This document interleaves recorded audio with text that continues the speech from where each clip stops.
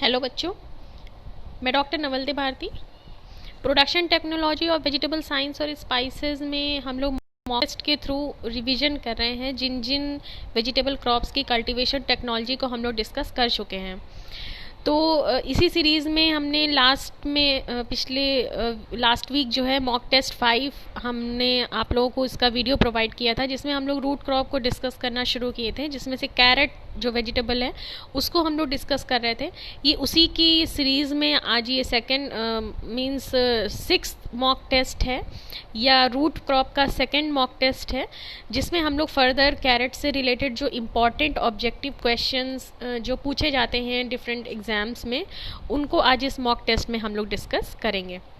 इससे पिछला वाला जो मॉक टेस्ट है उसका लिंक डिस्क्रिप्शन बॉक्स में दिया हुआ है, वहाँ से पढ़ लीजिएगा। तो चलिए स्टार्ट करते हैं। जो बाकी बचे हुए क्वेश्चंस हैं कैरेट से रिलेटेड, जो कि पूछे जाते हैं बहुत सारे एग्जाम्स में, उनको हम लोग डिस्कस करते हैं। आप लोग एक बात ध्यान रखिएगा कि जो भी मॉक टेस्ट जिस भी क्रॉप से रिलेटेड हम लोग पढ़ रहे हैं, उन सभी का कल्टीवेशन टेक्नोलॉजी, उन सभी क्रॉप्स की कल्टीवेशन टेक्नोलॉजी पहले पढ़ लीजिएगा। उसके बाद ही मॉक टेस्ट को सॉल्व करेंगे तो आपको ईज़िली जो है वो चीज़ें समझ में आ जाएंगी और याद भी रहेंगी। तो इसीलिए मैं हर मॉक टेस्ट के साथ जिस भी वेजिटेबल का मॉक टेस्ट हम लोग डिस्कस कर रहे हैं, उससे रिलेटेड जो भी हमने क्लासेस आपकी ऑनलाइन ली थी, यूट्यूब पे जो वीडियो डाला था, उसका लिंक हमने नीचे दे दिया है। तो आप वहाँ से जा कर के आप पूरा कल्टीवेशन भी पढ़ लीजिए फिर से एक बार, और फिर इन क्वेश्चंस को आप सॉल्व करते चलिए। तो चलिए स्टार्ट करते हैं क्वेश्चन नंबर 1 से। Chromosome number of carrot is, carrot का क्रोमोसोम नंबर कितना होता है, यानी डिप्लॉयड है ये, इसका क्रोमोसोम नंबर होता है 2n18। पिछले मॉक टेस्ट में एक क्वेश्चन था कि कैरेट की फैमिली क्या है ना, तो जिसमें हम लोगों ने बात किया था कैरेट की फैमिली है अम्बेलिफेरी या एपिएसी फैमिली से बिलोंग करता है ये, और इसका क्रोमोसोम नंबर है 18। तो इसमें करेक्ट ऑप्शन है ऑप्शन सी 2n18। बाकी के ऑप्शंस जो है वो रॉन्ग है, तो इसको ध्यान रखिएगा। क्रोमोसोम नंबर से रिलेटेड काफ़ी क्वेश्चंस आते हैं, तो इसमें बिल्कुल कंफ्यूज होने की ज़रूरत नहीं है। इसको याद करने का बहुत आसान तरीका है, किसी भी वेजिटेबल का क्रोमोसोम नंबर हो तो वो मैं बता देती हूँ। जैसे कि आप सोलेनेशियस फैमिली वाइज आप क्रोमोसोम नंबर याद करिए, क्योंकि एक ही फैमिली से बिलोंग करने वाली जो क्रॉप्स हैं, ज़्यादातर जो वेजिटेबल क्रॉप्स हैं उनके क्रोमोसोम नंबर सेम है।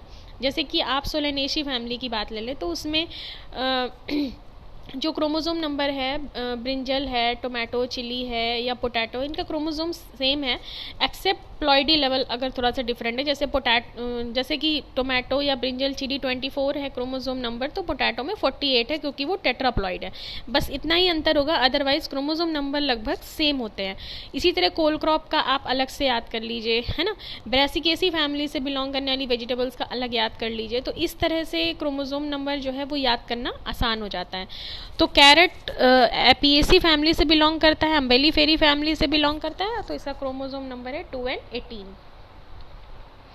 नेक्स्ट है seed rate of carrot is, carrot का जो है सीड रेट कितना होता है। सीड रेट मतलब कितना बीज चाहिए प्रति हेक्टेयर बोआई के लिए।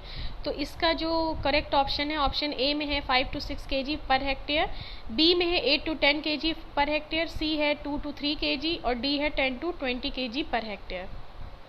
तो करेक्ट ऑप्शन है ऑप्शन ए 5 to 6 kg पर हेक्टेयर इसकी सीड की रिक्वायरमेंट होती है। देखिए कुछ क्वेश्चंस आपको रटने पड़ेंगे, है ना। कुछ दिनों बाद आपको समझ में आ ही जाएगा कि सीड की साइज़ और स्पेसिंग के अकॉर्डिंग आपको अनुमान लग जाएगा कि हम कितना सीड रेट की रिक्वायरमेंट जो है होती है कैरेट की for planting in a hectare, है ना। अब जैसे 8 to 10 kg ये जो रिक्वायरमेंट है ये अनियन के सीड रेट की है ना। तो उस तरह से थोड़ा कंपैरेटिव वे में आप अगर याद करेंगे तो आपको चीज़ें याद हो जाएंगी। तो इसमें करेक्ट ऑप्शन है ऑप्शन ए 5 to 6 kg पर हेक्टेयर। उसके बाद next question number 3, life cycle of Asiatic carrot is, Asiatic carrot की लाइफ साइकिल क्या होगी।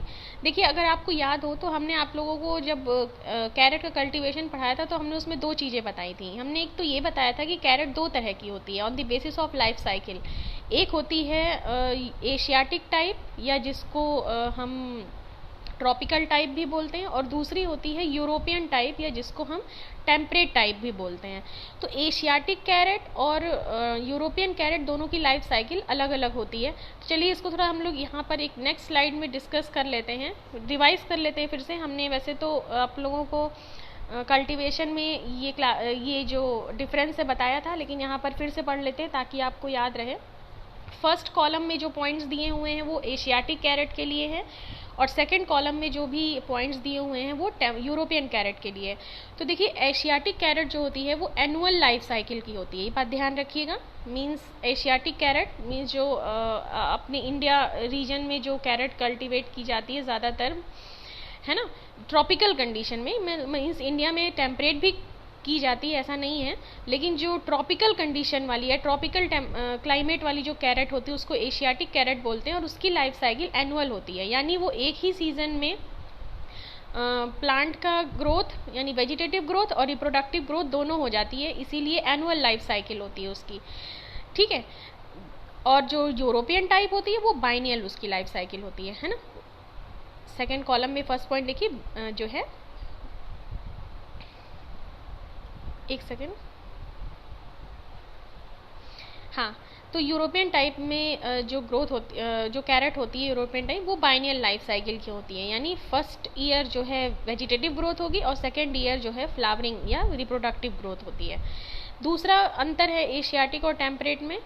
प्रोड्यूस जो एशियाटिक कैरेट्स होती हैं उनकी जो सीड प्रोडक्शन होता है वो प्लेन एरिया मतलब मैदानी इलाकों में भी सीड प्रोडक्शन हो जाता है, लेकिन जो टेम्परेट टाइप की जो कैरेट होती है उसका सीड प्रोडक्शन जो है वो हिली रीजन में होता है। Means low temperature requirement, chilling temperature की रिक्वायरमेंट होती है, इसलिए इसका सीड प्रोडक्शन सिर्फ हिल्स में ही पॉसिबल है, जो कि थर्ड पॉइंट में हम लोग डिटेल में देख सकते हैं। Do not require any low temperature treatment for flowering, heat tolerant, यानी जो एशियाटिक कैरेट होती है इसको किसी तरह का लो टेम्परेचर ट्रीटमेंट या चिलिंग ट्रीटमेंट की रिक्वायरमेंट नहीं होती सीड प्रोडक्शन के लिए, इसलिए आसानी से इसका जो बीज उत्पादन है वो मैदानी इलाकों में हो जाता है। एशियाटिक टाइप का हीट टॉलरेंट होती है, मीन्स ये थोड़ा अगर टेम्परेचर बढ़ भी गया है तो उसको टॉलरेट कर जाती है, लेकिन जो यूरोपियन टाइप की या टेम्परेट टाइप की जो कैरेट होती है इट रिक्वायर्स चिलिंग टेम्परेचर, यानी 4.8 to 10 डिग्री सेंटीग्रेड की चिलिंग टेम्परेचर की रिक्वायरमेंट होती है फ्लावरिंग स्टेज में जाने के लिए, ठीक है ना।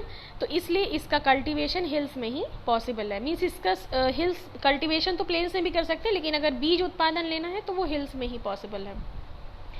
चौथा अंतर है दोनों में, लॉन्ग एंड डीप रेड और पर्पल कलर्ड रूट।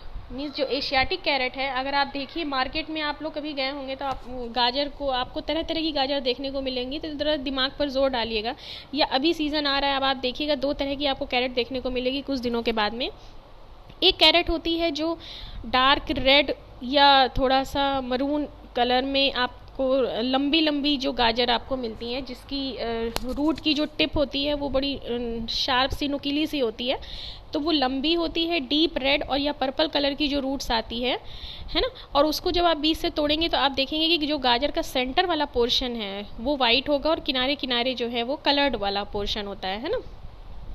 तो वो एशियाटिक टाइप की कैरेट होगी, इस बात को ध्यान रखिएगा, वो एशियाटिक कैरेट होगी, है ना, जिसको कि हम ट्रॉपिकल कैरेट भी कहते हैं। और दूसरी आप कुछ दिनों बाद देखेंगे कुछ ऐसी कैरेट भी मार्केट में आती हैं जो ऑरेंज कलर की होती है और स्मॉल साइज़ की होती है, और अगर आप उसको जो है बीज से तोड़े तो वो सेंटर का कोर वाला पोर्शन और किनारे दोनों यूनिफॉर्मली कलर्ड होता है।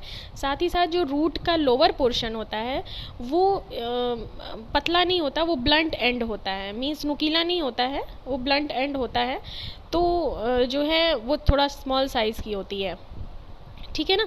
तो वो जो कैरेट होती है वो यूरोपियन टाइप की होती है, एकदम ऑरेंज कलर की, ब्राइट ऑरेंज कलर की जो आती है ना, मीडियम या ऑरेंज कलर की होती है। तो वो कैरेट जो है टेम्परेट टाइप की होगी या यूरोपियन टाइप हम उसे कहते हैं, और जो इससे पहले डिस्कस किया वो एशियाटिक टाइप की होती है। तो एशियाटिक टाइप जो कैरेट होती है वो उसमें रेड कलर आप डोमिनेंट होता है, पर्पल कलर डोमिनेंट होता है। तो हम लोगों ने पिछले मॉक टेस्ट में डिस्कस किया था कि रेड या पर्पल कलर किस वजह से होता है कैरेट में, तो रेड कलर लाइकोपिन की वजह से होता है और पर्पल कलर एंथोसाइनिन की वजह से होता है। तो जो एशियाटिक कैरेट है उनमें जो है लाइकोपिन और एंथोसाइनिन की मात्रा ज़्यादा पाई जाती है और कैरोटीन की मात्रा कम पाई जाती है। जबकि जो यूरोपियन या टेम्परेट कैरेट है उसमें कैरोटीन की मात्रा जो है वो ज़्यादा पाई जाती है, यानी वो कैरोटीन रिच होती है। और ये लास्ट रो में वैरायटीज़ डिस्कस की गई है कि कौन सी वैरायटी जो है टेम्परेट टाइप की है और कौन सी एशियाटिक या ट्रॉपिकल टाइप की है। तो देखिए ये जो पूसा केसर, पूसा मेघाली, सिलेक्शन 333, नंबर 29, हिसार गायरिक, पूसा रुधिरा, पूसा सीता, पूसा वसुधा, अर्का सूरज, पूसा नयन ज्योति, पूसा पयासा, ये सारी की सारी वैरायटीज़ एशियाटिक वैरायटी है। इनकी एनुअल लाइफ साइकिल है। इमेजेस अगर देखनी है आपको ट्रॉपिकल और टेम्परेट में, तो आप डिस्क्रिप्शन बॉक्स में जो लिंक दिया हुआ है उस पर जाइए, उसमें मैंने विद इमेज डाल रखा है कि एशियाटिक कैरेट कैसी दिखती है और यूरोपियन कैरेट कैसे दिखती है, तो थोड़ा सा आपको याद रखने में आसानी रहेगी। उसके बाद दूसरा कॉलम में जो यूरोपियन कैरेट है वो वैरायटी है Pusa Yamdagni, Zeno, Emperator, Chantenay, Danvers, early Nantes, Nantes half long, Ooty और सोलन रचना।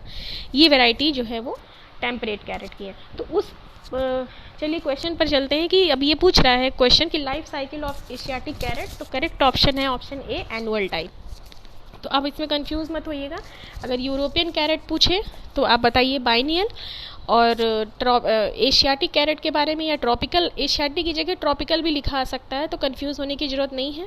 एशियाटिक कैरेट या ट्रॉपिकल कैरेट लिखा हो तो आप एनुअल लिखेंगे, और यूरोपियन या टेम्परेट कैरेट लिखा हो तो आप बाइनियल पर टिक करेंगे, पेरेनियल नहीं होती कैरेट। तो बाकी ऑप्शन जो है वो गलत हैं। उसके बाद नेक्स्ट क्वेश्चन पर चलते हैं। Question number 4, optimum temperature for carrot root development is. Carrot की जो रूट डेवलपमेंट है उसके लिए ऑप्टिमम टेम्परेचर कितना होना चाहिए। कैरेट की रूट डेवलपमेंट पर भी हमने डिटेल में जब कल्टीवेशन पढ़ाया था तो उसमें हमने दिया था, तो उस कैरेट के कल्टीवेशन को एक बार फिर से पढ़िएगा ज़रूर कि कितना टेम्परेचर रूट डेवलपमेंट के लिए जो है सूटेबल होता है, और अगर उससे एक्सेस या लो टेम्परेचर होता है तो फिर क्या प्रॉब्लम आती है।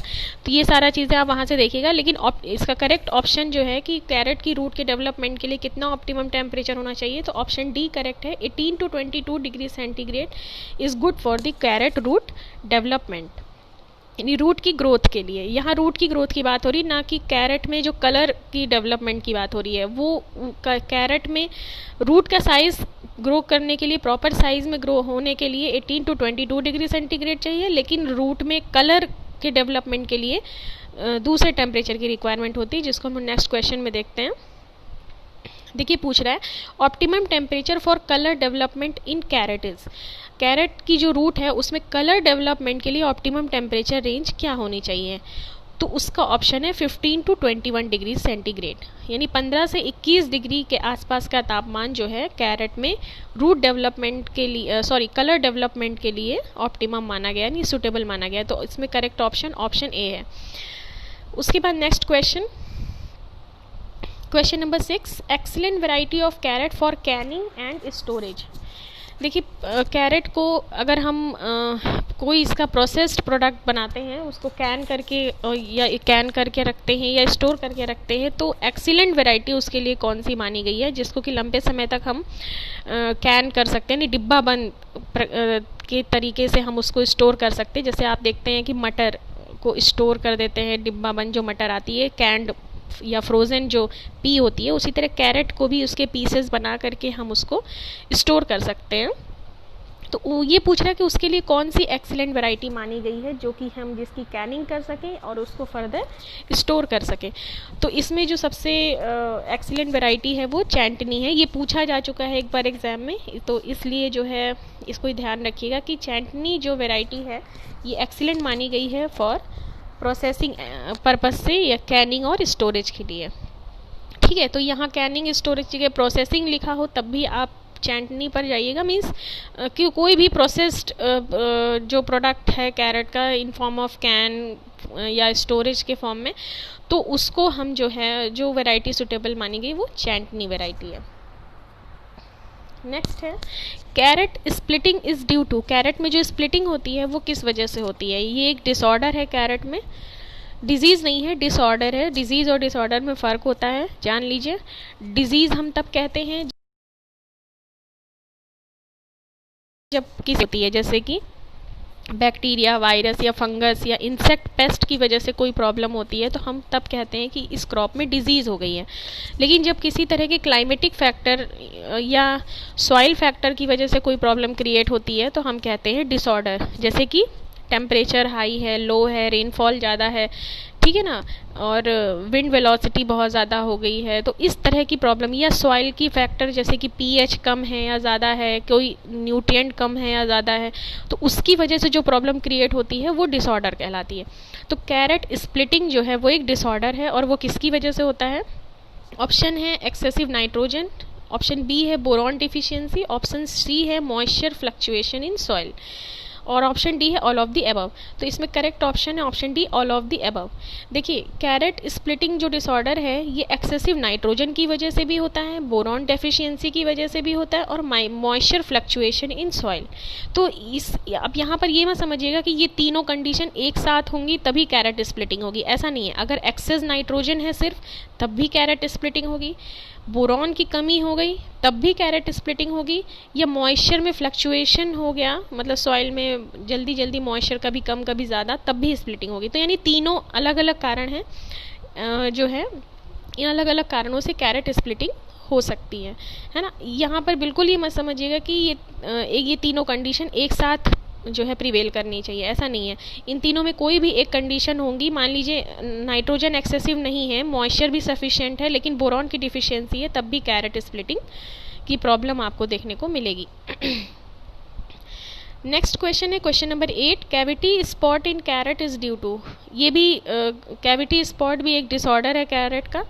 ये किस वजह से होता है? ऑप्शन है एक्सेसिव नाइट्रोजन, ऑप्शन बी है कैल्शियम डेफिशिएंसी, ऑप्शन सी है चेंज इन सॉइल मॉइस्चर, और ऑप्शन डी है ऑल ऑफ द अबव। तो इसमें करेक्ट ऑप्शन है all of the above, means ये तीनों फैक्टर रिस्पॉन्सिबल है कैविटी स्पॉट के लिए, ठीक है। यानी एक्सेसिव नाइट्रोजन होगा तब भी कैविटी स्पॉट है, कैल्शियम की डेफिशिएंसी होगी तो भी कैविटी स्पॉट है, and change in soil moisture ये भी ऑप्शन है।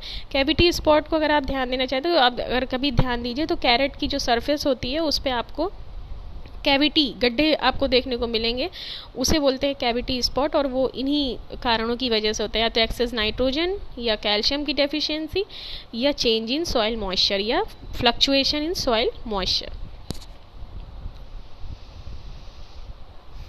क्वेश्चन नंबर 9 है, bitterness in carrot is due to. Carrot में जो बिटरनेस है या कड़वाहट है वो किस वजह से पाई जाती है? तो उसका